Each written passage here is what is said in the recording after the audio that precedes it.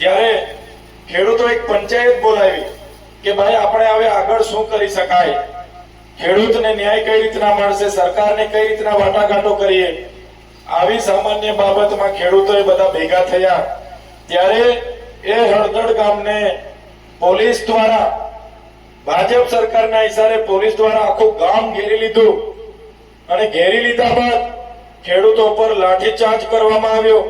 ખેડૂતો જગતના તાતને મારવામાં આવ્યા. કેટલાક ખેડૂતો નાસભાગમાં ઘરોમાં ઘૂસી ગયા તો ઘરોના દરવાજા તોડી નાખવામાં આવ્યા અને ખેંચી ખેંચીને ત્યાં મા બહેનો હતી એમને પણ ડરાવવામાં આવીને ખેડૂતો સાથે જે અત્યાચાર થયો છે જેનો અમે સખત વિરોધ કરીએ છીએ અને આજના દિવસને કાળો દિવસ મનાવીએ છીએ. અંગ્રેજોના શાસનમાં પણ આટલી બધી તાનાશાહી નહોતી. 30 વર્ષના આ ભાજપના શાસનમાં જગતનો તાત એ માત્ર ન્યાય માંગે છે. એને કોઈ અંગત સ્વાર્થ નથી. આખું વર્ષ ખેતીમાં મહેનત કરે છે, પરસેવો પાડે છે, મોંઘવારીને દિવસે ને દિવસે મોંઘવારી વધે છે, એના પાકનો ભાવ નથી મળતો. એ ન્યાય પણ આ ભાજપ સરકાર આપી નથી શકતી.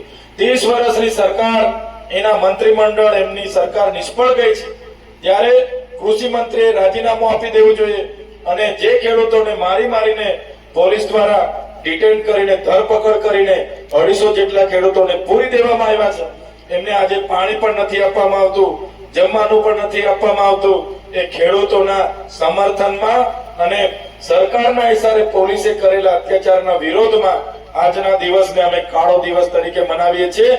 અને સાથે સાથે આવનારા દિવસોમાં આ પ્રકારના ખેડૂતો સાથે અન્યાય થશે તો આખા ગુજરાતના જેટલી પણ એપીએમસી માર્કેટ યાર્ડો છે એમાં ખેડૂતોને સાથે રાખીને ખૂબ મોટા આંદોલનો પણ થશે અને બોટાદના ખેડૂતો સાથે સમગ્ર ગુજરાતના ખેડૂતો છે.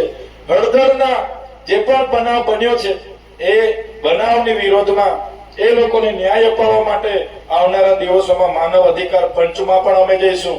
આમ આદમી પાર્ટી અરવિંદ કેજરીવાલજી ની આગેવાનીમાં સમગ્ર ગુજરાતના ખેડૂતો સાથે અમે છે અને જે પણ પોલીસ અધિકારીઓ અમાનવીય વ્યવહાર કર્યો છે એના પર કડકમાં કડક આવનારા દિવસોમાં કાયદેસરની કાર્યવાહી થાય, અમારા ખેડૂતને ન્યાય મળે એ પ્રકારના આવનારા દિવસોમાં કાર્યક્રમ આપીશું.